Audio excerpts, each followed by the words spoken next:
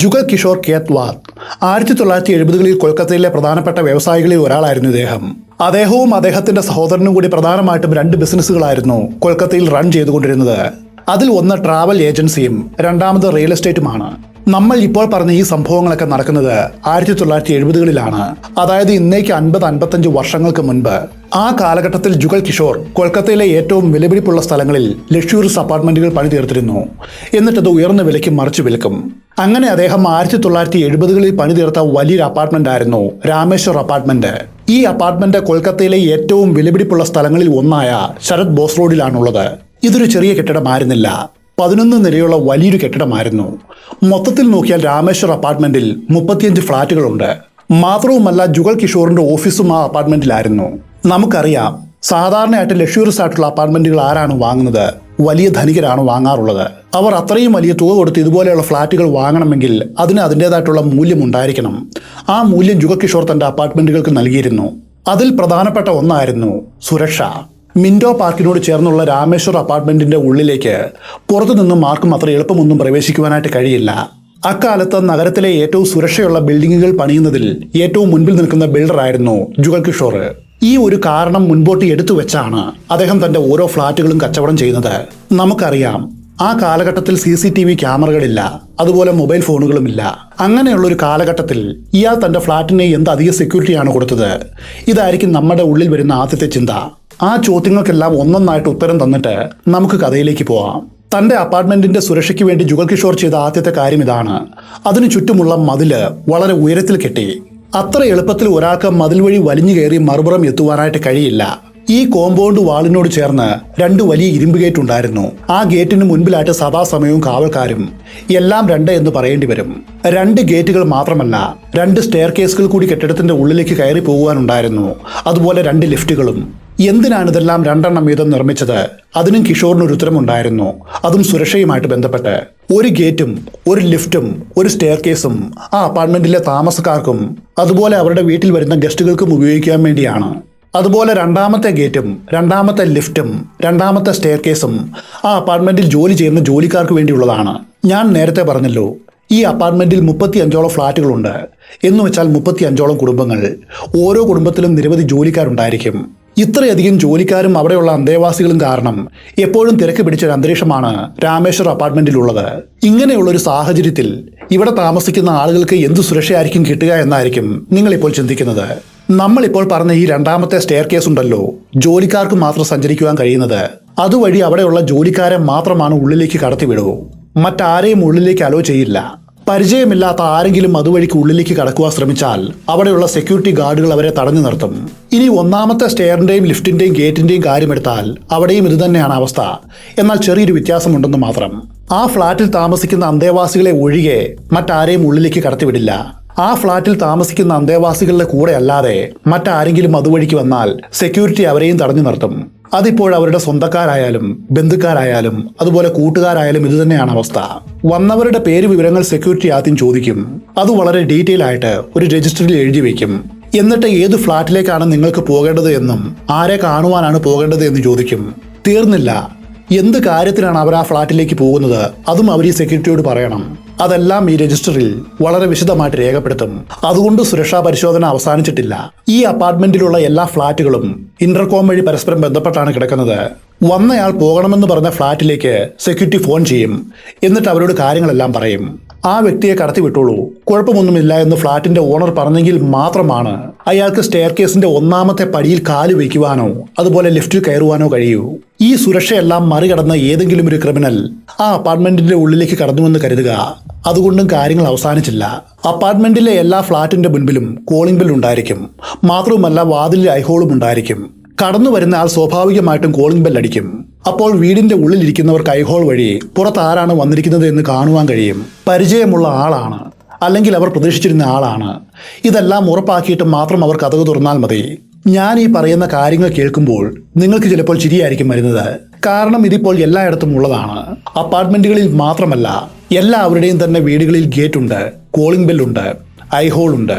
ഇന്ന് ഇതൊരു സാധാരണ കാര്യമാണെങ്കിലും ഏകദേശം ഒരു 60 വർഷം മുൻപ് ഇതൊരു സാധാരണ കാര്യമായിരുന്നില്ല. അതാണ് ജുഗൽ കിഷോർ അന്ന് പ്രാവർത്തികമാക്കി കാണിച്ചത്. അതും കൂടാതെ ഈ അപ്പാർട്ട്മെന്റിന്റെ സുരക്ഷയ്ക്ക് വേണ്ടി national security and private detective agency എന്നൊരു കമ്പനിയെയും ജുഗൽ കിഷോർ ഏൽപ്പിച്ചിരുന്നു. ആ ഏജൻസിയിൽ നിന്നുമുള്ള ജോലിക്കാരാണ് ഇവിടെയുള്ള സുരക്ഷയുടെ കാര്യങ്ങളെല്ലാം നോക്കുന്നത്. അവരറിയാതെ ഒരു ഈച്ച പോലും ഉള്ളിലേക്ക് കടക്കില്ല. 24 മണിക്കൂറും അവരുടെ മേൽനോട്ടത്തിന് കീഴിലായിരിക്കും ഈ അപ്പാർട്ട്മെന്റും പരിസരവും ഉള്ളത്. കൊൽക്കത്ത നഗരത്തിൽ പലയിടത്തായിട്ട് ജുഗൽ കിഷോർ ഇതുപോലെ വലിയ അപ്പാർട്ട്മെന്റുകൾ പണിതിരുന്നു. എന്നാൽ രാമേശ്വർ അപ്പാർട്ട്മെന്റ് അതിൽ നിന്നുമെല്ലാം തികച്ചും വ്യത്യസ്തമായിരുന്നു. അവിടെ സെക്യൂരിറ്റി കൂടുതലാണ്. അതുകൊണ്ട് അദ്ദേഹവും കുടുംബവും താമസിക്കുവാനായിട്ട് തിരഞ്ഞെടുത്തത് ഈ അപ്പാർട്ട്മെന്റ് ആണ്. ഇതും ഒരു പരസ്യമായിരുന്നു.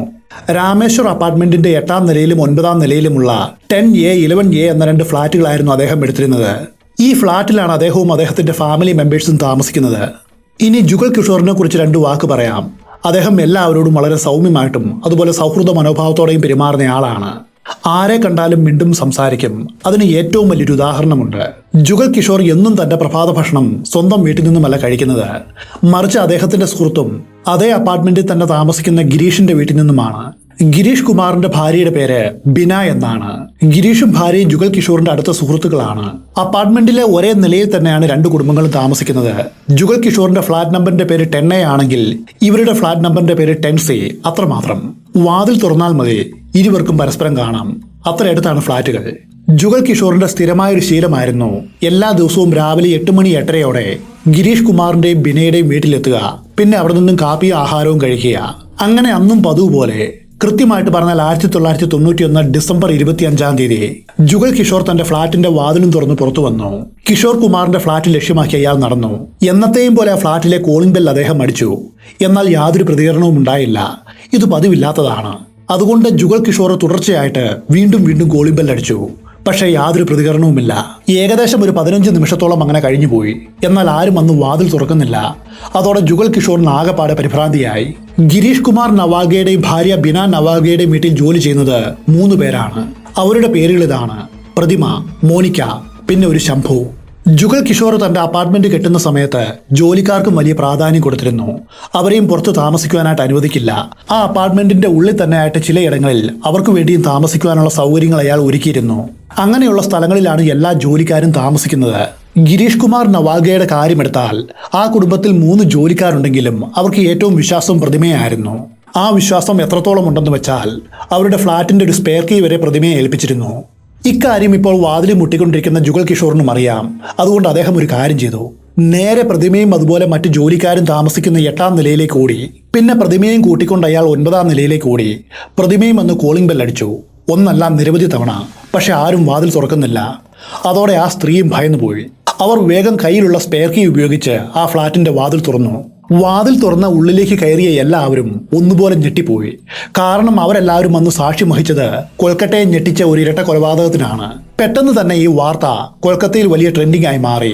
അതിന് കാരണം നമുക്കറിയാം. അതീവ സുരക്ഷയുള്ള ഒരു ഫ്ളാറ്റിൽ വെച്ചാണ് ഒരു ദമ്പതികൾ കൊല്ലപ്പെട്ട് കിടക്കുന്നത്. ആ ദമ്പതികൾ നിസ്സാരക്കാരല്ല. ആ അപ്പാർട്ട്മെന്റിന്റെ ഓണറുടെ സുഹൃത്തുക്കളാണ്. നിരവധി ചോദ്യങ്ങളായിരുന്നു ഇതുമായിട്ട് ബന്ധപ്പെട്ട മാധ്യമങ്ങൾക്ക് ചോദിക്കുവാനുണ്ടായിരുന്നത്. ആ ചോദ്യങ്ങളെല്ലാം ഉൾപ്പെടുത്തിക്കൊണ്ട് പിറ്റേ ദിവസം പത്രങ്ങൾ പുറത്തിറങ്ങി. എല്ലാ ചോദ്യങ്ങളും ഒരുമിച്ച് വന്ന് ചോദിച്ച അവസാനത്തെ ചോദ്യം ഇതായിരുന്നു: ആരാണ് കൊലയാളി? വൈകാതെ കൊൽക്കത്ത പോലീസ് ആ കൊലയാളിയെ കണ്ടെത്തി. ആ മാസ്റ്റർ മൈൻഡ് ആരാണെന്നറിഞ്ഞപ്പോൾ പോലീസ് ഞെട്ടിപ്പോയി.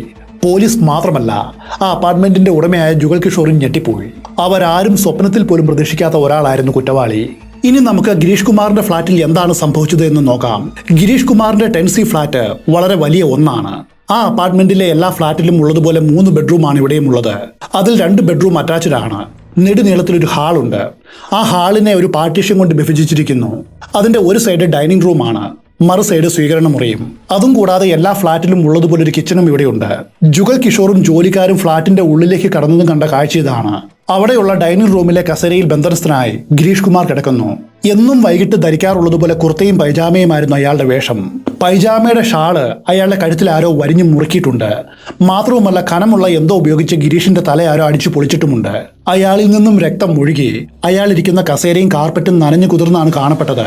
അതും കൂടാതെ ആ ഫ്ളാറ്റിന്റെ ഉള്ളിലെ സകല വസ്തുക്കളും ആരോ വലിച്ചു പുറത്തേക്കിട്ടിരിക്കുന്നു. അലമാര, കബോർഡ്, അങ്ങനെ തുടങ്ങി ആ വീട്ടിൽ എന്തൊക്കെയുണ്ടോ അതെല്ലാം വലിച്ചു വാരി പുറത്തേക്കിട്ടിരിക്കുന്നു. ആകെപ്പാടെ അലങ്കോലമായിട്ടാണ് ആ ഫ്ളാറ്റ് കാണപ്പെട്ടത്. അതിനുശേഷം അവർ മുൻപോട്ട് നടന്നു അവരുടെ കിടപ്പ് മുറിയിലേക്ക്. അവിടെ കണ്ട കാഴ്ച കൂടുതൽ ഞെട്ടിക്കുന്നതായിരുന്നു.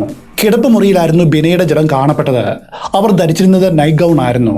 എന്നാൽ ആ നൈറ്റ് ഗൗൺ ആരോ വലിച്ചു പറിച്ച് ദൂരെ എറിഞ്ഞിരിക്കുന്നു. ഏകദേശം പൂർണ്ണ നഗ്നയായിട്ടാണ് അവർ കിടക്കുന്നത്. ബിനയുടെ വയറിന്റെ ഭാഗത്തായിട്ട് ഒരു തലയിണ അമർത്തി വെച്ചിട്ടുണ്ട്. അതും കൂടാതെ അവരുടെ കഴുത്തിൽ ഒരു സാരി കുടുക്കിട്ട് കെട്ടിവെച്ചിരുന്നു. ആ കുടുക്കിന്റെ മറ്റേ അറ്റമാവട്ടെ സീലിംഗ് ഫാനുമായിട്ട് മുറുക്കി കെട്ടിവെച്ചിരുന്നു. ഒറ്റ നോട്ടത്തിൽ തന്നെ ഇവിടെ ഒരു റേപ്പ് നടന്നിട്ടുണ്ട് എന്ന് വ്യക്തമാണ്. കൊല്ലപ്പെട്ട ഗിരീഷ് കുമാറിനാവട്ടെ 59 വയസ്സാണ് പ്രായം. ബീനയ്ക്കാവട്ടെ 55 വയസ്സും. എന്നാൽ പിന്നീട് നടന്ന പോസ്റ്റ്മോർട്ടം റിപ്പോർട്ടിൽ ബീന ബലാത്സംഗം ചെയ്യപ്പെട്ടിട്ടില്ല എന്ന് മനസ്സിലായി. ഈ കേസിനെ വഴിതിരിച്ചു വിടുവാനായിട്ട് കുറ്റവാളികൾ മനഃപൂർവ്വം ചെയ്ത കാര്യമായിരുന്നു അവരെ വിവസ്ത്രയാക്കൽ. ഗിരീഷ് കുമാറിന്റെ ദേഹത്ത് കണ്ടതുപോലെ ഭാര്യ ബിനയുടെ ദേഹത്തും നിരവധി മുറിവുകൾ ഉണ്ടായിരുന്നു. ഈ കാഴ്ച കണ്ട് ഭയന്നു പോയ ജുഗൽ കിഷോർ വേഗം പോലീസിൽ വിവരം അറിയിച്ചു. സമയം കളയാതെ പോലീസ് സംഭവസ്ഥലത്ത് വന്നു. സ്ഥലത്ത് വന്ന പോലീസ് അപ്പാർട്ട്മെന്റ് മുഴുവനും ബന്ദോബസ്താക്കി. അതിനുശേഷം ക്രൈം സീൻ വിശദമായി പരിശോധിച്ചു. വേഗം ഒരു ആംബുലൻസ് വിളിച്ചു വരുത്തി. ഗിരീഷിന്റെയും ബിനയുടെയും ജഡങ്ങൾ ആംബുലൻസിൽ കയറ്റി. എന്നിട്ട് സമീപത്തുള്ള ഗവൺമെന്റ് ആശുപത്രിയിൽ പോസ്റ്റ്മോർട്ടം ചെയ്യുവാനായിട്ട് പറഞ്ഞയച്ചു. പ്രാഥമിക അന്വേഷണത്തിൽ പോലീസിന് മനസ്സിലായ കാര്യം ഇതാണ്: വീടിന്റെ ഉള്ളിലുള്ള സകല സാധനങ്ങളും വലിച്ചുവാരി പുറത്തിട്ടിരിക്കുന്നു. ഒരു റോബറി നടന്നിരിക്കുവാനുള്ള സാധ്യതയാണ് ഇവിടെ കാണുന്നത്. എന്നാൽ അതോടൊപ്പം പോലീസിന്റെ ശ്രദ്ധയിൽപ്പെട്ട മറ്റൊരു കാര്യമുണ്ട്. ഈ ക്രൈം പുറത്തുനിന്നും ഒരാൾക്ക് അത്ര എളുപ്പം ഒന്ന് ചെയ്യുവാൻ കഴിയുന്ന ഒന്നല്ല. കാരണം രാമേശ്വർ അപ്പാർട്ട്മെന്റിലെ സെക്യൂരിറ്റി തന്നെ, അഥവാ എല്ലാ സുരക്ഷയും മറികടന്ന അക്രമികൾ ഈ അപ്പാർട്ട്മെന്റിന്റെ ഉള്ളിലേക്ക് പ്രവേശിച്ചു എന്ന് കരുതുക. പക്ഷെ അവിടെയും ഒരു ചോദ്യം ബാക്കി നിൽക്കുന്നുണ്ട്. കോളിംഗ് ബെൽ അടിച്ചു കഴിയുമ്പോൾ പുറത്ത് ആരാണ് നിൽക്കുന്നത് എന്നറിയുവാനായിട്ട് ഗിരീഷ് കുമാർ ഐഹോൾ വഴി പുറത്തേക്ക് നോക്കും. പുറത്തു നിൽക്കുന്ന ആളെ കൃത്യമായിട്ട് മനസ്സിലാക്കി തനിക്ക് അപകടമൊന്നുമില്ല എന്ന് ഉറപ്പാക്കിയ ശേഷം മാത്രമാണ് അയാൾ വാതിൽ തുറക്കൂ. വാതിൽ ബലം പ്രയോഗിച്ചു തുറന്നതിന്റെ യാതൊരു ലക്ഷണവുമില്ല. അങ്ങനെ ആർക്കും വാതിൽ ബലം പ്രയോഗിച്ചു തുറക്കുവാനും കഴിയില്ല. അഥവാ ആരെങ്കിലും അതിന് ശ്രമിച്ചാൽ ഇന്റർകോം സൗകര്യം മുഖാന്തരം സെക്യൂരിറ്റികളെ ഉടനടി വിവരം അറിയിക്കുവാൻ കഴിയും. ഇതിൽ നിന്നും മനസ്സിലാവുന്ന കാര്യം ഇതാണ്: അന്ന് രാത്രിയിൽ വാതിലിന് പുറത്തു വന്ന ആൾ ആരാണെന്ന് ഗിരീഷ് കുമാറിന് വളരെ വ്യക്തമായിട്ടും അറിയാമായിരുന്നു. അതുകൊണ്ടാണ് അയാൾ വാതിൽ തുറന്നത്. എന്നാൽ ആ മനുഷ്യൻ തന്റെയും ഭാര്യയുടെയും അന്തകനാകുമെന്ന് അയാൾ ഒരിക്കലും വിചാരിച്ചു കാണില്ല. ഈ കേസിൽ ശ്രദ്ധിക്കേണ്ട മറ്റൊരു കാര്യമുണ്ട്. ഗിരീഷ് കുമാറിനും ബിനയ്ക്കും ഒരു മകനുണ്ട്. അവന്റെ പേര് നിലേഷ്. ഈ അടുത്ത കാലത്താണ് നിലേഷിന്റെ കല്യാണം നടന്നത്. നിലേഷിന്റെ ഭാര്യയുടെ പേര് അനുരാധ എന്നാണ്. നവദമ്പതികളായതുകൊണ്ട് ഇരുവരും ഈ സമയത്ത് ഒരു ടൂർ പോയിരിക്കുകയാണ്. ഈ ക്രൈം നടക്കുന്നതിനും 14 ദിവസം മുൻപ്, അതായത് ഡിസംബർ 11-ാം തീയതി, നിലേഷും അനുരാധയും വടക്കേ ഇന്ത്യ മുഴുവനും ചുറ്റിക്കറങ്ങുവാൻ തീരുമാനിച്ചു. അവർ ആ യാത്രയിലായിരുന്നു. ഇതിനിടയിൽ അവരുടെ യാത്രയുടെ സ്കെഡ്യൂൾ ഒന്ന് മാറി. മുൻ നിശ്ചയിച്ച പ്രകാരമായിരുന്നുവെങ്കിൽ ഡിസംബർ 24-ാം തീയതി അവർ വീട്ടിൽ വരേണ്ടതാണ്. എന്നാൽ സ്കെഡ്യൂൾ അല്പം ഒന്ന് മാറിയതുകൊണ്ട് അവർക്ക് 2 ദിവസം താമസമുണ്ടായി. ഡിസംബർ 26-ാം തീയതി മാത്രമാണ് വീട്ടിലേക്ക് വരുവാൻ കഴിയൂ. അവർ വീട്ടിലേക്ക് വരുന്നതിന്റെ തലേ ദിവസമാണ് ഈ ഇരട്ടക്കൊല നടന്നത്. ഇതിൽ നിന്നും പോലീസ് മനസ്സിലാക്കിയ കാര്യം ഇതാണ്: ഈ ഡീറ്റെയിൽസ് എല്ലാം കൊലയാളികൾക്ക് വളരെ വ്യക്തമായിട്ടും അറിയാമായിരുന്നു. അതെല്ലാം പരിഗണിച്ച് വളരെ കൃത്യമായിട്ട് ആസൂത്രണം ചെയ്തൊരു കൊലപാതകമാണിത്. ഇതുവരെയുമുള്ള അന്വേഷണത്തിന്റെ പുരോഗതി വെച്ച് പോലീസ് മനസ്സിലാക്കിയ കാര്യം ഇതാണ്: കൊലയാളികൾ ഒന്നുകിൽ ഈ അപ്പാർട്ട്മെന്റിന്റെ ഉള്ളിലുള്ളവരാണ്, അല്ലെങ്കിൽ ഈ അപ്പാർട്ട്മെന്റിന്റെ ഉള്ളിൽ നിന്നും ആരോ അവർക്ക് സഹായം ചെയ്തു കൊടുത്തിട്ടുണ്ട്. രണ്ടിൽ ഏതാണെങ്കിലും അത് ഈ കെട്ടിടവുമായിട്ട് ബന്ധപ്പെട്ടാണ് കിടക്കുന്നത്. ഈ കെട്ടിടത്തിന്റെ ഉള്ളിലാണ്. നമുക്കറിയാവുന്നതുപോലെ മൊബൈൽ ഫോണോ CCTV ക്യാമറകളോ ഒന്നുമില്ലാത്തൊരു കാലമാണിത്. അതുകൊണ്ട് അത്ര എളുപ്പം പോലീസിനെ ഈ കേസ് തെളിയിക്കുവാനും കഴിയില്ല. ആ കാലഘട്ടത്തിലെ അന്വേഷണ രീതി അനുസരിച്ച് അവരുടേതായിട്ടുള്ള രീതിയിൽ അവർ അന്വേഷണം ആരംഭിച്ചു. അവർ ആ അപ്പാർട്ട്മെന്റിലുള്ള എല്ലാവരെയും ഒരുമിച്ച് വിളിച്ചുകൂട്ടി. എന്നിട്ട് ഓരോരുത്തരെയായിട്ട് ചോദ്യം ചെയ്യുവാൻ തുടങ്ങി. പോലീസിന് മുൻകൂട്ടി അറിയാം ഈ കൂടി നിൽക്കുന്നവരിൽ ആരോ ഒരാളാണ് പ്രതിയെന്ന്, അല്ലെങ്കിൽ ഒന്നിലധികം ആളുകൾ. അതുകൊണ്ട് ഓരോരുത്തരെയായിട്ട് അവർ വളരെ വിശദമായിട്ട് ചോദ്യം ചെയ്തു. അവരുടെ ഫേസ് റിയാക്ഷൻസ് കൂലങ്കുഷമായിട്ട് പഠിച്ചു. ചോദിക്കുന്ന ചോദ്യങ്ങൾക്ക് അവർ നൽകുന്ന റിയാക്ഷൻ എന്താണ്? ഭയമാണോ, സംഭ്രമമാണോ, അതോ സന്തോഷം ഉള്ളിൽ ഒതുക്കി പിടിച്ചു നിൽക്കുകയാണോ? അതുമല്ലെങ്കിൽ താനിപ്പോൾ പിടിക്കപ്പെടുമെന്നൊരു ചിന്ത അവരുടെ ഉള്ളിലുണ്ടോ? ഇതെല്ലാം അവർ വിശദമായിട്ട് നിരീക്ഷിച്ചു. പക്ഷേ നിരീക്ഷണം മാത്രം മിച്ചം. സംശയിക്കപ്പെടുന്ന ആരെയും അവർക്ക് കണ്ടെത്തുവാൻ കഴിഞ്ഞില്ല. ആരാണ് നുണ പറയുന്നത്, ആരാണ് സത്യം പറയുന്നത് അവർക്ക് കണ്ടെത്തുവാനായിട്ട് കഴിഞ്ഞില്ല. എന്നാൽ അപ്പോഴും ഒരു കാര്യം ഓർക്കണം: കൊലയാളി ആ സമയത്തും ആ കൂട്ടത്തിലുണ്ട്. എന്നുവെച്ചാൽ വളരെ പെർഫെക്ഷനിസ്റ്റായ കറകളഞ്ഞൊരു ആക്ടറാണ് ആ കൊലയാളി എന്നർത്ഥം. പോലീസ് അന്വേഷണം നടത്തുന്ന സമയത്ത് ഈ കൊല എക്സിക്യൂട്ട് ചെയ്തവരും അതുപോലെ കൊലപാതകം ചെയ്തവരും ആ അപ്പാർട്ട്മെന്റിന്റെ ഉള്ളിലുണ്ടായിരുന്നു. അവരെയും പോലീസ് ചോദ്യം ചെയ്തു. എന്നിട്ടും അവരാണ് പ്രതിയെന്ന് പോലീസിന് കണ്ടുപിടിക്കുവാൻ കഴിഞ്ഞില്ല. അത്രയ്ക്ക് പെർഫെക്ഷനോടെ നാടകീയമായിട്ടായിരുന്നു അവരും അഭിനയിച്ചത്. ഇതെല്ലാം പിന്നീട് പുറത്തു വന്ന കാര്യങ്ങളാണ്. നിലവിലെ അന്വേഷണം സമ്പൂർണ്ണ പരാജയമായതുകൊണ്ട് പോലീസ് അവരുടെ രീതികളിൽ ഒരു മാറ്റം വരുത്തി. ആ അപ്പാർട്ട്മെന്റിൽ ജോലി ചെയ്യുന്ന എല്ലാ ജോലിക്കാരുടെയും ബാക്ക്ഗ്രൗണ്ട് അവർ പരിശോധിച്ചു. ആ പരിശോധനയിൽ ഒരു പേര് അവരുടെ മുൻപിലേക്ക് ഉയർന്നു വന്നു: കോക്കൻഗിരി. ഈ കോക്കൻഗിരി മറ്റാരുമല്ല, ജുഗൽ കിഷോറിന്റെ ഓഫീസിൽ ജോലി ചെയ്യുന്ന ഒരുവരാണ്. കോക്കൻഗിരിയുടെ ചരിത്രം പരിശോധിച്ചപ്പോൾ അയാൾക്ക് മുൻപ് ക്രിമിനൽ റെക്കോർഡ്സ് ഉള്ളതായിട്ട് കണ്ടെത്തി. പോലീസ് വേഗം തന്നെ ഏതാനും ഷാഡോ പോലീസുകാരെ അയാളെ രാവും പകലും നിരീക്ഷിക്കുവാനായിട്ട് ഏർപ്പാടാക്കി. അതും കൂടാതെ വേറെയും പോലീസുകാരെ പല ദിക്കുകളിലേക്ക് അയച്ചിരുന്നു. അവർക്കെല്ലാം കൊടുത്ത ഉത്തരവ് ഇതായിരുന്നു: സാധാരണക്കാരായിട്ടുള്ള ആരെങ്കിലും പെട്ടെന്ന് അമിതമായിട്ട് ധനം ചെലവഴിക്കുന്നുണ്ടോ, അവരുടെ വായിൽ നിന്ന് എന്തെങ്കിലും വരുന്നുണ്ടോ, അത് നിരീക്ഷിക്കുക. എന്തായാലും ഷാഡോ പോലീസിനെ വെച്ചുള്ള നീക്കം വെറുതെ ആയില്ല. ഈ ക്രൈം നടന്ന കൃത്യം 10 ദിവസം കഴിഞ്ഞപ്പോൾ അന്വേഷണത്തിൽ വലിയൊരു വഴിത്തിരിവുണ്ടായി. ഇതിനോടകം പോലീസ് സംശയിക്കുന്ന കോക്കൻഗിരി നഗരത്തിലെ ഒരു സ്വർണ്ണ വ്യാപാരിയെ കാണുവാനായിട്ട് ശ്രമിക്കുന്നത് പോലീസ് കണ്ടുപിടിച്ചു. അന്ന് വൈകുന്നേരം തന്നെ മറ്റൊരു സംഭവം ഉണ്ടായി. അന്ന് വൈകിട്ട് കോക്കൻഗിരി ഒരു ചൂതാട്ട കേന്ദ്രത്തിലേക്ക് പോയി. അയാൾ ധാരാളം പണം വെച്ച് ചീട്ട് കളിച്ചു, കൂടാതെ അമിതമായിട്ട് മദ്യപിക്കുകയും ചെയ്തു. ഇതെല്ലാം നിരീക്ഷിച്ചുകൊണ്ട് സമീപത്തായിട്ട് ഷാഡോ പോലീസും ഉണ്ടായിരുന്നു. ആ സമയത്ത് കോക്കൻഗിരിയുടെ കൈവശം ഒരു പുത്തൻ യാഷിക ക്യാമറ ഉണ്ടായിരുന്നു. അത് വിൽക്കുവാനോ അല്ലെങ്കിൽ പണയം വയ്ക്കുവാനോ കൊണ്ടുവന്നതായിരിക്കണം. ഷാഡോ പോലീസ് അയാളെ സമീപിച്ച് വളരെ നയത്തിൽ സംസാരിക്കുവാൻ തുടങ്ങി. ഒരു പരിധി വിട്ട് മദ്യം ഉള്ളിൽ ചെന്നപ്പോൾ കോക്കൻഗിരിയുടെ വായിൽ നിന്നും ചില സത്യങ്ങൾ പുറത്തേക്ക് ചാടുവാൻ തുടങ്ങി. ഞാൻ വർഷങ്ങളായിട്ട് രാമേശ്വർ അപ്പാർട്ട്മെന്റിൽ ജോലി ചെയ്യുന്നവനാണ്. അതും വേറെ ആരുടെയും കൂടെയല്ല. ആ അപ്പാർട്ട്മെന്റിന്റെ ഉടമയായ ജുഗൽ കിഷോറിന്റെ ഓഫീസിലെ പ്യൂണായിട്ടാണ് ജോലി ചെയ്യുന്നത്. ഇത്രയും കാലം അടിമ പണിയെടുത്തിട്ട് എനിക്ക് എന്താണ് നേടുവാൻ കഴിഞ്ഞത്? ഒന്നുമില്ല. ഇനി കഥ മാറുകയാണ്. ഞാൻ ആ കമ്പനിയിലെ ജോലി വിട്ടിരിക്കുന്നു. ഇനി സ്വന്തമായിട്ട് ഞാനൊരു സംരംഭം തുടങ്ങുവാൻ പോവുകയാണ്. അതോടെ പോലീസിന്റെ സംശയം പൂർണ്ണമായി. കോക്കൻഗിരിയെ അവിടെ വെച്ച് അവർ അറസ്റ്റ് ചെയ്തു. പിന്നെ സ്റ്റേഷനിൽ എത്തിച്ച് ചോദിക്കേണ്ട വിധത്തിൽ കാര്യങ്ങൾ ചോദിച്ചു. അപ്പോഴയാളുടെ വായിൽ നിന്നും ഒന്നൊന്നായിട്ട് സത്യങ്ങൾ പുറത്തേക്ക് വരുവാൻ തുടങ്ങി. സാർ, ഞാൻ ഒറ്റയ്ക്കല്ല ഈ കൊലപാതകം ചെയ്തത്. ഇതിൽ വേറെയും പങ്കുകാരുണ്ട്. കാമിനി ദേയും ജഗദീഷും രാജുവും അതുപോലെ വിമല മാറവും ഇതിൽ ഉൾപ്പെട്ടിട്ടുണ്ട്. ഈ കൊലപാതകം ചെയ്യുവാനായിട്ട് അവർ ഞങ്ങൾക്ക് വാഗ്ദാനം ചെയ്തത് 1 ലക്ഷം രൂപയാണ്. അതെങ്ങനെയാണ് സാർ വേണ്ട എന്ന് പറയുന്നത്? നമുക്കറിയാം, 1 ലക്ഷം രൂപ എന്ന് പറഞ്ഞാൽ ഇന്ന് പോലും അതൊരു ചെറിയ തുകയല്ല. എന്നാൽ ഈ ക്രൈം നടക്കുന്നത് 1990-കളിലാണ്. അന്ന് 1 ലക്ഷം രൂപയുടെ മൂല്യം ഇതിലും വളരെ വളരെ മുകളിലാണ്. ഈ ക്രൈം നടക്കുന്ന 1990-കളിൽ 1 ഗ്രാം സ്വർണത്തിന്റെ വില ഏകദേശം 350 രൂപയാണ്. ഇന്ന് സ്വർണത്തിന്റെ വില എത്രയാണ്? അതുമായിട്ട് നിങ്ങൾ ഇതൊന്ന് കമ്പയർ ചെയ്ത് നോക്കുക. അപ്പോൾ മനസ്സിലാവും അന്നത്തെ 1 ലക്ഷം രൂപയുടെ മൂല്യം എന്താണെന്ന്. ഇന്നത് നിരവധി ലക്ഷങ്ങൾ വരും. ഗിരീഷ് കുമാറിനെയും ബിനയെയും കൊലപ്പെടുത്തുവാൻ ആരാണ് കോക്കൻഗിരിക്ക് ഇത്രയധികം പണം കൊടുത്തത്? കൊലപ്പെടുത്തുവാൻ മാത്രം ആർക്കാണ് അവരോട് ഇത്രയും വൈരാഗ്യം ഉണ്ടായിരുന്നത്? അതറിയണമെങ്കിൽ നമുക്ക് ഗിരീഷ് കുമാറിന്റെയും ബിനയുടെയും ജീവിതത്തിലേക്ക് ഒന്ന് എത്തി നോക്കണം. ഗിരീഷ് കുമാറും ബിനയും കൊൽക്കത്ത നഗരത്തിലെ വലിയൊരു പ്രൈവറ്റ് കമ്പനിയിലെ ജോലിക്കാരായിരുന്നു. അതും വെറും ജോലിക്കാരല്ല, ആ കമ്പനിയിലെ സീനിയർ ഓഫീസർമാരായിരുന്നു ഇവർ. അതുകൊണ്ട് തന്നെ മാസാമാസം നല്ല ശമ്പളവും ഇവർക്ക് ലഭിക്കും. കൂടാതെ സമൂഹത്തിലെ ഉന്നതന്മാരുമായിട്ടുള്ള സൗഹൃദങ്ങൾ വേറെയും. ഈ ദമ്പതികൾക്ക് ഇഷ്ടമുള്ള മറ്റൊരു കാര്യം കൂടി ഉണ്ടായിരുന്നു: പാർട്ടികളിൽ പങ്കെടുക്കുക, അതും നൈറ്റ് പാർട്ടികളിൽ. കൊൽക്കത്ത നഗരത്തിൽ എവിടെയൊക്കെ നൈറ്റ് പാർട്ടികൾ നടക്കുന്നുണ്ടോ അവിടെയൊക്കെ ഈ ദമ്പതികൾ ഉണ്ടായിരിക്കും. അങ്ങനെ ഒരു നൈറ്റ് പാർട്ടിയിൽ വെച്ചാണ് ഈ ദമ്പതികൾ ആദ്യമായിട്ട് ജുഗൽ കിഷോറിനെ പരിചയപ്പെടുന്നത്. നമ്മൾ നേരത്തെ കണ്ടതുപോലെ ജുഗൽ കിഷോറും വലിയ ധനികനാണ്. അതുമാത്രവുമല്ല, പാർട്ടിയിൽ പങ്കെടുക്കുന്നത് അയാൾക്കും വലിയ ഇഷ്ടമാണ്. വൈകാതെ ഈ 3 പേര് ഫാമിലി ഫ്രണ്ട്സായിട്ട് മാറുകയാണ്. ആ സമയത്ത് ഗിരീഷ് കുമാറും ഭാര്യ ബിനയും താമസിക്കുന്നത് കൊൽക്കത്ത നഗരത്തിലെ ബലിഗുഞ്ച എന്ന സ്ഥലത്താണ്. വൈകാതെ ജുഗൽ കിഷോർ അവരുടെ വീട്ടിലേക്ക് വരുവാൻ തുടങ്ങി. പോകെ പോകെ ആ സന്ദർശനത്തിന്റെ ലക്ഷ്യങ്ങൾ മാറി, സൗഹൃദത്തിന്റെ മുഖവും മാറി. ഇതൊരു അവിഹിത ബന്ധമായിട്ട് മാറുകയാണ്. ജുഗൽ കിഷോറും ബിനയും വല്ലാതെ അടുത്തു. ഇവരുടെ ഈ അടുപ്പം ഭർത്താവായ ഗിരീഷിനും അറിയാം. എന്നാൽ അയാൾ മറുത്തൊന്നും പറയുവാൻ പോയില്ല. ഒരു പക്ഷേ ഈ ബന്ധം വഴി തങ്ങൾക്ക് എന്തെങ്കിലും നേട്ടമുണ്ടാക്കുവാനായിട്ട് കഴിയുമെന്ന് അയാളും വിചാരിച്ചിരിക്കണം. വൈകാതെ ഗിരീഷ് കുമാർ എന്താണോ പ്രതീക്ഷിച്ചത് അതുപോലെ ഒരു കാര്യം സംഭവിച്ചു. ജുഗൽ കിഷോർ തന്റെ അപ്പാർട്ട്മെന്റിലെ വിലപിടിപ്പുള്ള ഒരു ഫ്ളാറ്റ് വളരെ കുറഞ്ഞ വിലയ്ക്ക് അവർക്ക് വിറ്റു. തന്റെ കാമുകി എപ്പോഴും തന്റെ അടുത്ത് ഉണ്ടായിരിക്കണമെന്ന ലക്ഷ്യത്തോടെയാണ് അയാൾ അങ്ങനെ ചെയ്തത്. ആ സമയത്ത് ഗിരീഷ് കുമാറിനും ഭാര്യ ബിനയ്ക്കും വലിയ ശമ്പളമുണ്ട്. കാര്യമൊക്കെ ശരിയാണ്. എന്നാലും ഇതുപോലെ ഒരു സ്ഥലത്ത് ഒരു ഫ്ളാറ്റ് വാങ്ങുക എന്നത് അവരെ സംബന്ധിച്ച് നടക്കാത്തൊരു കാര്യമാണ്. ആ സ്വപ്നമാണിപ്പോൾ നിറവേറിയിരിക്കുന്നത്. ആ സമയത്താണ് ഈ കഥയിലേക്ക് മൂന്നാമതൊരാൾ കടന്നു വരുന്നത്. ആ വ്യക്തി വേറെ ആരുമല്ല, ജുഗൽ കിഷോറിന്റെ ഭാര്യ വിമലയായിരുന്നു. വിമലയ്ക്ക് ഭർത്താവിന്റെ ഈ ചുറ്റിക്കളിയെക്കുറിച്ച് വളരെ നന്നായി അറിയാം. അതുകൊണ്ട് ഗിരീഷ് കുമാറിനെയും ബിനയെയും അവർക്ക് കണ്ണെടുത്താൽ കണ്ടുകൂടായിരുന്നു. വിമല ഒരു ഭാര്യയാണ്. അവർ സഹിക്കുന്നതിനും ഒരു പരിധിയുണ്ട്. തന്റെ ഭർത്താവ് അയൽവാസിയായ ബിനയുടെ പുറകെ എപ്പോഴും ചുറ്റിപ്പറ്റി നടക്കുകയാണ്. ഈ കാര്യം ബിനയുടെ ഭർത്താവിനും അറിയാം. എന്നാൽ അയാൾ അത് മൈൻഡ് പോലും ചെയ്യുന്നില്ല. എല്ലാ ദിവസത്തെയും പ്രഭാത ഭക്ഷണം പോലും അവരുടെ വീട്ടിൽ നിന്നുമാണ് ജുഗൽ കിഷോർ കഴിക്കുന്നത്. ഒരു ഭാര്യയ്ക്ക് സഹിക്കുവാനായിട്ട് കഴിയുന്നതിനും അപ്പുറമാണ് ഈ കാര്യങ്ങൾ. വിമല 2 കൂട്ടരെയും തനിക്ക് കഴിയും പോലെ കാര്യങ്ങൾ പറഞ്ഞ് മനസ്സിലാക്കുവാൻ നോക്കി. തന്റെ ഭർത്താവിനെ ശാസിച്ചു. അതുപോലെ ഗിരീഷ് കുമാറിനെയും ഭാര്യയെയും നേരിൽ കണ്ട് കാര്യങ്ങൾ പറഞ്ഞ് മനസ്സിലാക്കുവാൻ ശ്രമിച്ചു. പക്ഷേ 3 കൂട്ടരും ഈ ബന്ധത്തിൽ നിന്നും പിന്നോട്ട് പോകുന്ന ലക്ഷണമില്ല.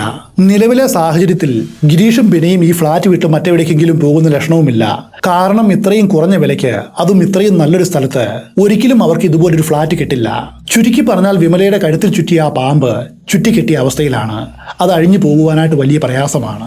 1986 ഗിരീഷും ബിനയും ഈ അപ്പാർട്ട്മെന്റിലേക്ക് താമസം മാറിയത്. അന്ന് തൊട്ട് വിമലയുടെ മനസമാധാനവും പോയി കിട്ടി. ഇപ്പോൾ 1991. കഴിഞ്ഞ 5 വർഷമായിട്ട് ഭർത്താവിന്റെ ഈ അവിഹിതം ആ സ്ത്രീ സ്വന്തം കണ്ണുകൊണ്ട് കാണുകയാണ്. ഈ 3 കൂട്ടർക്കും 50 വയസ്സിന് മുകളിൽ പ്രായമുണ്ട്. 2 കുടുംബത്തിലും പ്രായപൂർത്തിയായ മക്കളുമുണ്ട്. ഒരു ഘട്ടത്തിൽ വിമലയുടെ എല്ലാ നിയന്ത്രണവും വിട്ടു. ക്ഷമയുടെ നെല്ലിപ്പലയെ അവർ കണ്ടുവെന്ന് പറയാം. വിമലയ്ക്ക് ഒരു കൂട്ടുകാരിയുണ്ട്. അവരുടെ പേര് കാമിനി ദേ എന്നാണ്. മിക്ക ദിവസവും വിമലയുടെ വീട്ടിൽ കാമിനി ദേ വരാറുണ്ട്. ഞാൻ ഈ പറഞ്ഞ കാമിനി ദേ വലിയ സമ്പന്നയായ സ്ത്രീയൊന്നുമല്ല, ഒരു സാധാരണക്കാരിയായ സ്ത്രീയാണ്. എങ്കിലും അവർക്ക് ചില അസാധാരണമായിട്ടുള്ള ബന്ധങ്ങളുണ്ടായിരുന്നു. കാമിനി ദേക്ക് കൊൽക്കത്ത നഗരത്തിലെ നിരവധി ക്രിമിനൽ ഗ്യാങ്ങുകളെ അറിയാം. അവർ ചെയ്യുന്ന ചില ഇല്ലീഗൽ ഏർപ്പാടുകളിൽ മധ്യസ്ഥയായിട്ട് വരെ ഇവൾ പോയിട്ടുണ്ട്. നഗരത്തിന്റെ ഇരുണ്ട വശങ്ങളെക്കുറിച്ചും അതുപോലെ കുറ്റവാളികളെക്കുറിച്ചും നല്ല അറിവുള്ള ഒരു സ്ത്രീ അതായിരുന്നു കാമിനി ദേ. വിമല തന്റെ സങ്കടമെല്ലാം ഈ കാമിനിയോടാണ് പറഞ്ഞത്. കാമിനി ആകട്ടെ എരുതിയിൽ എണ്ണ ഒഴിക്കും പോലെ അവരെ എരിപിരി കയറ്റിക്കൊണ്ടേയിരുന്നു. നോക്കൂ, നിന്റെ ഭർത്താവിന്റെ സ്വത്ത് അവരുടെ വീട്ടിലേക്ക് ഒഴുകി പോവുകയാണ്. അത് നീയും നിന്റെ മക്കളും അനുഭവിക്കേണ്ട സ്വത്താണ്. ഇങ്ങനെ മുൻപോട്ട് പോവുകയാണെങ്കിൽ അധികം താമസിയാതെ നീയും നിന്റെ മക്കളും പെരുവഴിയിലാവും. അതിനു മുൻപായിട്ട് നമ്മൾ ഇതിനൊരു തീരുമാനം കണ്ടെത്തണം. ഇത് അവസാനിപ്പിക്കണം, അല്ലെങ്കിൽ കാര്യങ്ങളാകെ കൈവിട്ടു പോവും. കാമിനി പറയുന്നത് ശരിയാണെന്ന് ഒരു ഘട്ടത്തിൽ വിമലയ്ക്കും തോന്നുവാൻ തുടങ്ങി. അതിനവരെ കുറ്റം പറഞ്ഞിട്ടും കാര്യമില്ല. കാരണം അവർ കാണുന്ന കാഴ്ചകൾ ഇതാണല്ലോ. അവസാനം 2 പേരും ചേർന്നൊരു തീരുമാനമെടുത്തു. വിമലയ്ക്ക് സുഖമായിട്ട് ജീവിക്കണമെങ്കിൽ ഗിരീഷും ബിനയും ഇല്ലാതാവണം. അതിനായിട്ട് ചെലവാക്കുവാൻ വിമലയുടെ കൈവശം ധാരാളം പണമുണ്ട്. ഈ ക്രൂരകൃത്യം ചെയ്യുവാനുള്ള ആളെ കണ്ടെത്തുവാനുള്ള അറിവും പരിചയവും കാമിനി ദേയ്ക്കുമുണ്ട്. പലതവണയായിട്ട് വിമലയുടെ ഫ്ളാറ്റിൽ വരുന്ന സമയത്ത് കാമിനി ദേ ഒരു കാര്യം ശ്രദ്ധിച്ചിരുന്നു. വിമലയുടെ ഭർത്താവിന്റെ കീഴിൽ ജോലി ചെയ്യുന്ന കോക്കൻഗിരി അവൾക്ക് മുൻപ് പരിചയമുണ്ട്. കോക്കൻഗിരിക്ക് ഒരു ക്രിമിനൽ പശ്ചാത്തലമുണ്ടെന്നും കാമിനിക്ക് അറിയാം. ഈ കൃത്യത്തിന് ഏറ്റവും അനുയോജ്യനായ വ്യക്തി ഇതേ ഫ്ളാറ്റിൽ തന്നെ ജോലി ചെയ്യുന്ന കോക്കൻഗിരിയാണെന്ന് കാമിനിക്ക് തോന്നി. കാമിനിയും വിമലയും അയാളെ സമീപിച്ച് കാര്യങ്ങളെല്ലാം പറഞ്ഞു. നീ എനിക്ക് വേണ്ടി ഒരു ഉപകാരം ചെയ്യണം. ഗിരീഷിനെയും ബിനയെയും കൊലപ്പെടുത്തണം. വെറുതെ ഒന്നും വേണ്ട. നീ അത് ചെയ്താൽ 1 ലക്ഷം രൂപ ഞാൻ നിനക്ക് തരും, വിമല അയാളോട് പറഞ്ഞു. ആദ്യമൊന്നും കോക്കൻഗിരി ഇതിന് സമ്മതിച്ചില്ല. എന്നാൽ അഡ്വാൻസ് ആയിട്ടൊരു 40,000 രൂപ എടുത്ത് വിമല കോക്കൻഗിരിയുടെ കയ്യിലേക്ക് വെച്ചു കൊടുത്തു. അയാളുടെ കയ്യിലിരുന്ന ബ്ലഡ് മണി വിറച്ചു. തന്റെ ജീവിതത്തിൽ ആദ്യമായിട്ടാണ് കോക്കൻഗിരി ഇത്രയും വലിയ തുക കാണുന്നത്. അതിനുശേഷം കോക്കൻഗിരിയെ മറ്റാരും കൺവിൻസ് ചെയ്യിക്കേണ്ട ആവശ്യം വന്നില്ല. കോക്കൻഗിരിയുടെ കൈവശം ഉണ്ടായിരുന്ന പണം തന്നെ അയാളെ കൺവിൻസ് ചെയ്യിച്ചു. ഈ കൊലപാതകം എങ്ങനെ പെർഫെക്റ്റ് ആയിട്ട് നടപ്പിലാക്കാമെന്ന് കോക്കൻഗിരി ആലോചിക്കുവാൻ തുടങ്ങി. കാരണം അയാളെ കൊണ്ട് ഒറ്റയ്ക്ക് ഇത് ചെയ്യുവാനായിട്ട് കഴിയില്ല. കൂടുതൽ ആളുകളെ ടീമിലേക്ക് എടുക്കുവാനായിട്ട് കോക്കൻഗിരി തീരുമാനിച്ചു. അങ്ങനെ അയാൾ തന്റെ സംഘത്തിൽ ചേർത്ത ഒരുവന്റെ പേരാണ് രാജു റാവു. ഈ രാജു റാവു മറ്റാരുമല്ല, മുൻപ് ജുഗൽ കിഷോറിന്റെ കീഴിൽ ജോലി ചെയ്തൊരു ജോലിക്കാരനാണ്.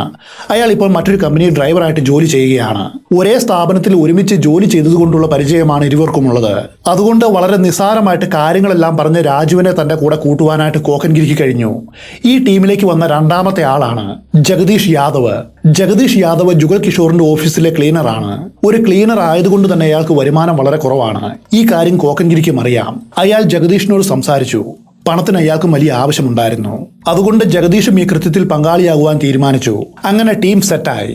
ഇനി അനുകൂലമായിട്ടുള്ള സാഹചര്യം ഒത്തുവന്നാൽ മാത്രം മതി. അതിനുവേണ്ടി ഇവർ കാത്തിരിക്കുവാൻ തുടങ്ങി. അപ്പോഴാണ് വിമല ആ ഇൻഫർമേഷൻ അവർക്ക് പാസ് ചെയ്യുന്നത്.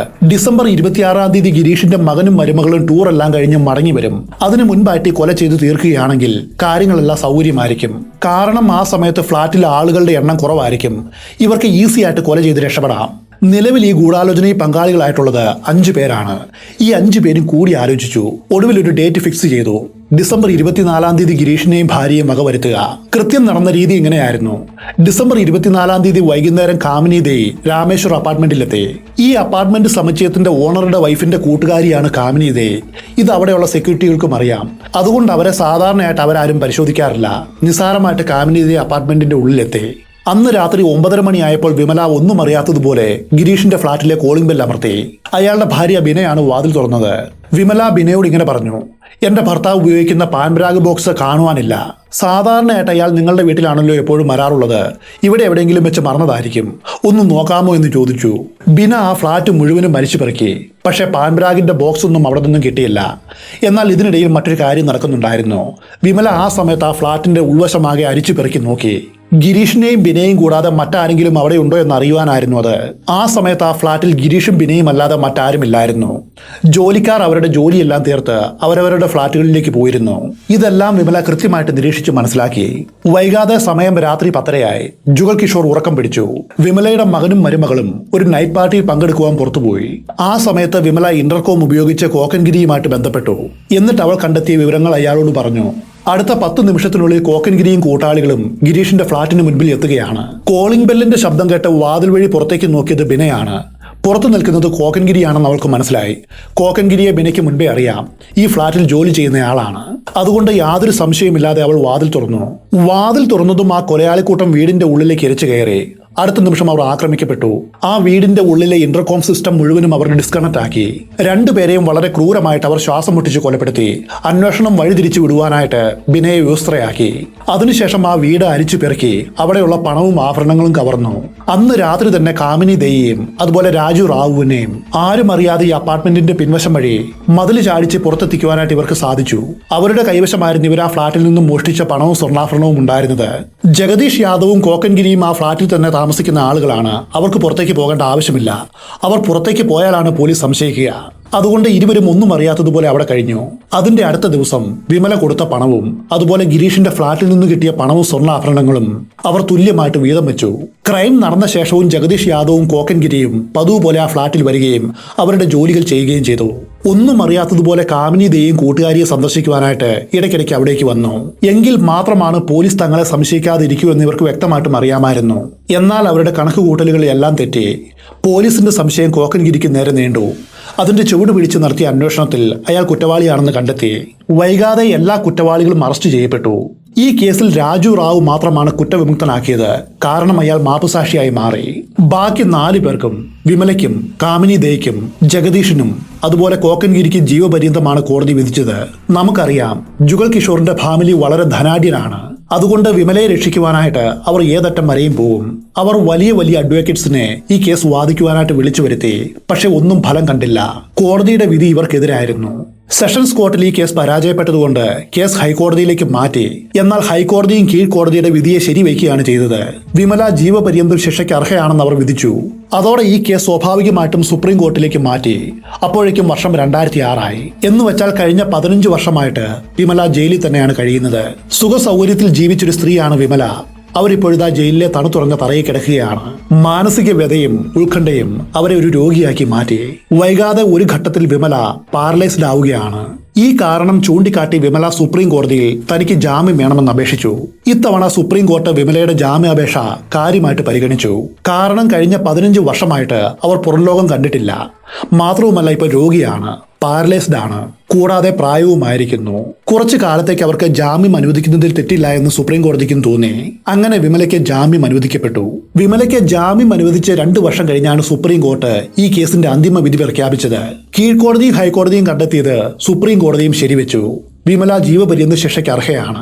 എന്നാൽ ഈ വിധി പ്രഖ്യാപനം വന്ന ദിവസം മറ്റൊരു സംഭവമുണ്ടായി. തനിക്ക് വീണ്ടും ജയിലിലേക്ക് പോകേണ്ടി വരുമെന്ന് മനസ്സിലാക്കിയ വിമല തന്റെ ഫ്ളാറ്റിന്റെ മുകളിൽ നിന്നും ചാടി ആത്മഹത്യ ചെയ്തു. ചിന്നിച്ചെതറിയ ഒരു ശരീരവും അതിനോട് ചേർന്നൊരു ക്രച്ചസും മാത്രമാണ് മറ്റുള്ളവർ കണ്ടത്. അവർ ഉപയോഗിച്ചിരുന്ന വീൽ ചെയർ ബാൽക്കണിയോട് ചേർന്ന് അനാഥമായി കിടപ്പുണ്ടായിരുന്നു. വിമലയെ കൂടാതെ ഈ കുറ്റകൃത്യത്തിൽ പങ്കാളികളായ മറ്റ് 4 പേരുടെയും അന്ത്യം വളരെ ദയനീയമായിരുന്നു. രാജു റാവു ജയിൽ മോചിതനായെങ്കിലും ആരുടെയും ശ്രദ്ധയപ്പെടാതെ ഒളിച്ചാണ് അയാൾ ജീവിച്ചത്. അതുപോലെ ജഗദീഷും കോക്കൻഗിരിയും കാമിനിയും ജയിലിൽ വെച്ചാണ് മരണപ്പെട്ടത്. അവരാരും പിന്നെ പുറംലോകം കണ്ടിട്ടില്ല. ഈ കഥ നമ്മളെ നിരവധി പാഠങ്ങൾ പഠിപ്പിക്കുന്നുണ്ട്. ചിലരുടെ കാഴ്ചപ്പാടിൽ വിമല ചെയ്തത് ശരിയായിരിക്കാം. എന്നാൽ അതുകൊണ്ട് എന്ത് ഗുണമാണ് ഉണ്ടായത്? ഗിരീഷിന്റെയും ബെനിയുടെയും ജീവിതം ഇല്ലാതായി. അത് ഇല്ലാതാക്കിയ വിമലയ്ക്കാവട്ടെ നല്ലൊരു ജീവിതം കിട്ടിയുമില്ല. അവരുടെ കുടുംബത്തിന്റെ സത്പേര് നഷ്ടപ്പെട്ടു. ഒരു കൊലപാതകി എന്ന പേര് മാത്രമാണ് വിമലയ്ക്ക് നേടുവാൻ കഴിഞ്ഞത്. കൊല്ലപ്പെട്ട ഗിരീഷിന്റെയും ബിനയുടെയും കാര്യമെടുത്താൽ അവരുടെ വേദന അല്പസമയം മാത്രമേ ഉള്ളൂ, ഏറിപ്പോയാൽ 15 മിനിറ്റ്. എന്നാൽ അവരെ കൊലപ്പെടുത്തിയ വിമലയുടെയും മറ്റുള്ളവരുടെയും കാര്യമെടുത്താലോ അവർ ജീവിതകാലം മുഴുവനും വേദന തിന്നുകയാണ്. അപമാന ഭാരം കൊണ്ട് നീറിപ്പുകയാണ്. അവർ മാത്രമല്ല, അവരുടെ കുടുംബത്തിലെ മറ്റംഗങ്ങളും. മാധ്യമങ്ങളിൽ ഈ കേസ് തുടർച്ചയായിട്ട് വന്നുകൊണ്ടിരിക്കുകയാണ്. അത് വായിക്കുമ്പോൾ അവരുടെ മാനസികാവസ്ഥ എന്തായിരിക്കും? അതുമാത്രമല്ല, കോർട്ട് ഹിയറിംഗിനിടയിൽ ജനങ്ങളുടെ മുൻപിൽ നിർത്തി അഡ്വക്കേറ്റ്സ് ഇവരെ വലിച്ചു കീറും. ആ സമയത്ത് അവരുടെ മനസ്സിലൂടെ ഓടുന്ന വിചാരങ്ങളും വികാരങ്ങളും എന്തായിരിക്കും? അതെല്ലാം കഴിഞ്ഞ് ജയിലിലേക്ക് പോകുമ്പോഴോ അവിടെയും കഥ വ്യത്യസ്തമല്ല. മറ്റ് തടവുപുള്ളികൾ നിങ്ങൾ എന്തിനാണ് ഇവിടെ വന്നത് എന്ന് ചോദിക്കുമ്പോൾ ഇവർ എന്തായിരിക്കും മറുപടി പറയുക? മറുപടി എന്തായാലും പറയേണ്ടി വരും. പക്ഷെ അത് പറയുന്ന സമയത്തുള്ള മനോവേദന എത്ര വലുതായിരിക്കും? ഒരാവേശത്തിന് പുറത്ത് ചെയ്ത മണ്ടത്തരം, പക്ഷെ അതിന് കൊടുക്കേണ്ടി വന്നത് അവരുടെ എല്ലാം ജീവിതങ്ങളാണ്. എന്നാൽ അതേ സമയത്ത് വിമല മറ്റൊരു കാര്യം ചെയ്തിരുന്നുവെങ്കിൽ ഈ കേസാകെ മാറി മറിഞ്ഞേനെ. തന്റെ ഭർത്താവിന് അന്യ സ്ത്രീയുമായിട്ട് ബന്ധമുണ്ട്. ഈ കുടുംബജീവിതം പഴയതുപോലെ നന്നായിട്ട് മുൻപോട്ട് പോകില്ല എന്ന് മനസ്സിലാക്കിയ നിമിഷം വിമല ഡിവോഴ്സ് ചെയ്തിരുന്നുവെങ്കിൽ മരണം വരെ അവർക്ക് മനസമാധാനമായിട്ട് ജീവിക്കാമായിരുന്നു. ചരിത്രത്തിൽ ഒരു കൊലയാളി എന്ന നിലയിൽ അവരുടെ പേര് അടയാളപ്പെടുത്തുകയുമില്ല. ഈ ക്രൈം നൽകുന്ന പാഠം ഇതാണെന്ന് ഞാൻ വിശ്വസിക്കുന്നു. ഒരു കൊലപാതകത്തെക്കാളും ഫാർ ഫാർ ഫാർ ബെറ്റർ ആണ് ഡിവോഴ്സ്. ഡിവോഴ്സിനെ ഞാൻ ന്യായീകരിക്കുമല്ല, എങ്കിലും ചില സന്ദർഭങ്ങളിൽ ഡിവോഴ്സ് ആണ് ബെറ്റർ ഓപ്ഷൻ. നവാഖ ഇരട്ടക്കൊലയുടെ കഥ ഇവിടെ തീരുകയാണ്. മറ്റൊരു കഥയിൽ വെച്ച് നമുക്ക് വീണ്ടും കണ്ടുമുട്ടാം.